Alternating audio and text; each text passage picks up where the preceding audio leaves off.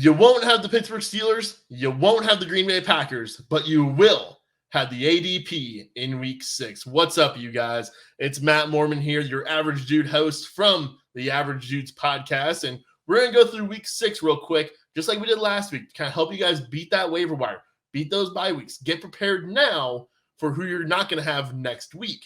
If you've been, speculating on a Christian Watson, if you've been rolling out Jordan Love as a replacement quarterback, if you've been stuck with Najee Harris, then hey, you don't get to play him next week, and it may not be the worst thing for your lineup. So we're going to go through a little bit of the positions here and just highlight a few players you could pick up in those replacement options. So first things first, let's just talk about those two teams, the Green Bay Packers, the Pittsburgh Steelers. Those are the two teams that are gone this upcoming week in week 6 on bye. Really the highlights there, I think, are in the running back position with Aaron Jones and Najee Harris, and then A.J. Dillon and Jalen Warren also being speculative handcuffs. They're rostered in just about every league. And I'm okay with dropping A.J. Dillon if you need to. I don't mind that. I would like to hold on to Jalen Warren. And, of course, you're not dropping the two starters. I think if you're in a pickle, I'm okay with making the move away from A.J. Dillon. He had his opportunity earlier this season when Aaron Jones was hurt. Didn't do a ton with it. I'm not real inspired by what I saw. I would prefer to hold them if you can, and with there only being two teams on bye, you're probably able to get away with it and hold on to them. But, of course, each team's going to be different. Each league's going to be different. It'll depend on your own personal injury situation as far as what you need replacement-wise in week 6. So, wide receiver, you're going to be without Christian Watson. You've been without him most of the season now. Romeo Doubs, though, has been a really nice pick-up-and-play guy for you. George Pickens has also been a player who's been useful this season at times, especially after Deontay Johnson's injury. Hopefully Deontay's back after the bye. That would be great to see. At quarterback, Jordan Love is a guy you've definitely been able to roll out there. Not so much Kenny Pickett. At tight end, Pat Freiermuth suffered an injury last week. He would be out anyway. Luke Musgrave has been a nice little streaming option for you, though. And so if you have two tight ends and Musgrave is your second one, if you're not using Luke Musgrave this week, I would happily drop him to pick up the replacement and get out ahead of it a little bit. So let's start things out here at the quarterback position. And the one that really kind of stood out to me, it's a bit of a revenge game here, Jimmy Garoppolo against New England. This is assuming that Garoppolo is ready to play and ready to go.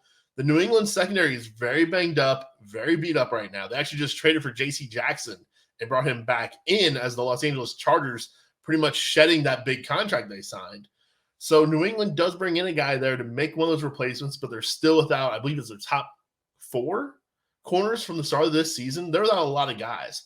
And so I think that this is an opportunity for Jimmy G just to get the ball to Devontae Adams, get the ball to Jacoby Myers, and he could have a nice little game for you in place of Jordan Love next week. Or if you're looking at streamers beyond this week for, a replacement on potentially a struggling Joe Burrow, or other guys too who have suffered injuries, he'll probably be a guy I highlight in the waiver wire show after this week. Also, I just want to mention Bryce Young. He's against Miami this week. Miami has given up a lot of points to quarterbacks. A lot of that came last week with Josh Allen. Bryce Young, he is no Josh Allen, at least not yet. But that could be a guy in a desperation situation.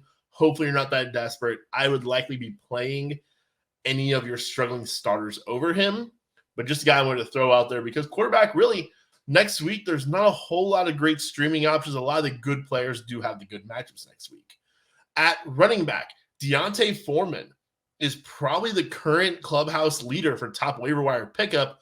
We'll see what Khalil Herbert's injury status is, but I'm recording this on Friday. Last night in the Thursday night game, the Bears lost all of their running backs to the point they actually had their fullback taking the handoff to try to close that one out against Washington. D'Onta Foreman, he was a healthy and active. He's kind of the third string guy on the depth chart. He doesn't play because he doesn't do special teams. Travis Homer does. So Travis Homer's in the lineup active. But as far as running downs go, it could be D'Onta Foreman next week for the Bears. The other guys I want to highlight running back, Clyde Edwards-Helaire. He's not available in a ton of leagues, but in some. And they do have Denver in week 6. That could definitely be a guy who you can try to plug in and feel gross about it.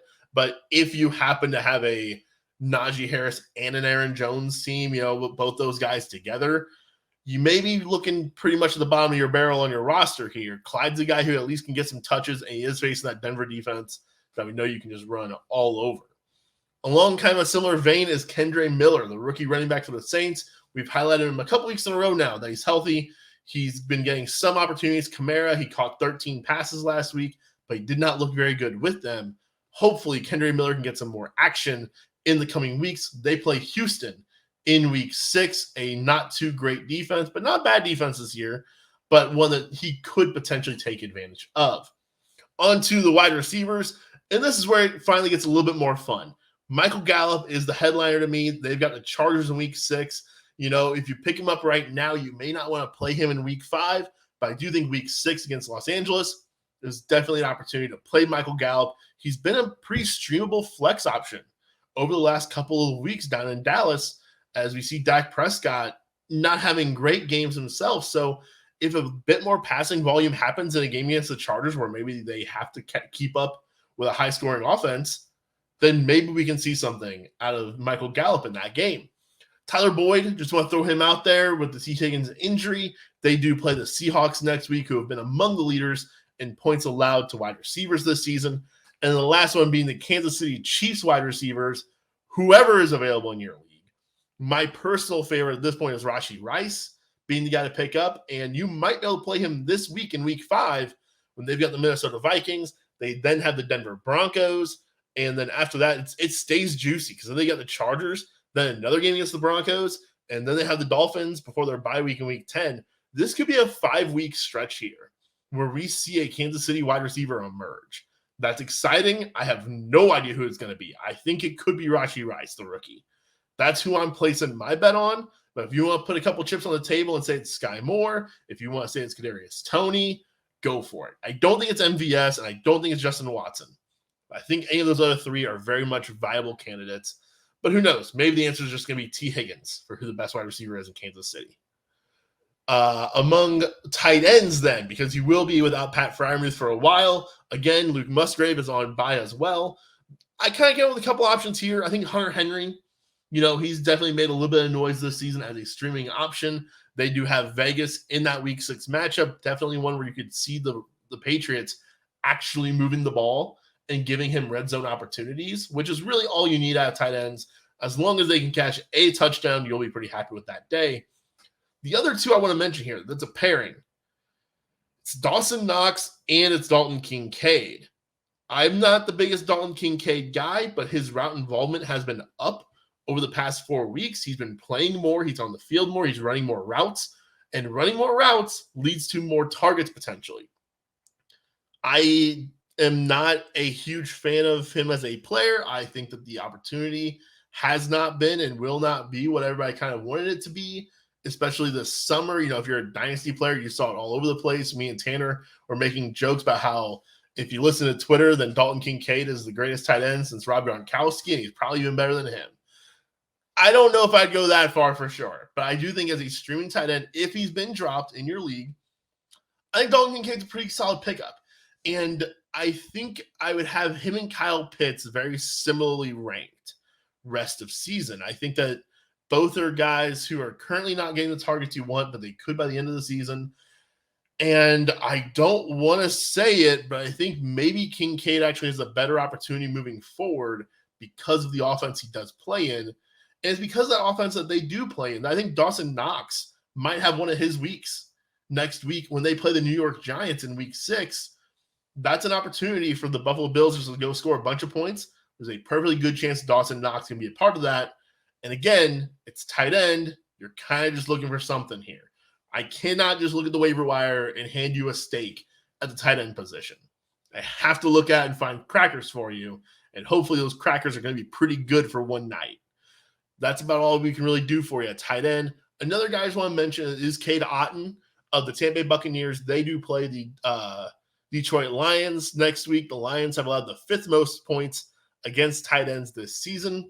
So Cade Otton, potentially a desperation option. Hopefully you don't need to dig that deep though. With only 2 teams on bye, kind of a shorter episode here today as far as those streaming options for week 6. Hopefully you don't even need these guys. Hopefully you've got a great bench. Hopefully you've got players in your lineup and you don't have too many Pittsburgh Steelers on your rosters. You might have a couple Packers though. So that'll do it for me here today, guys. Have a great weekend. Tanner's going to get you those starts and sits. He's going to help you set your lineup for this weekend.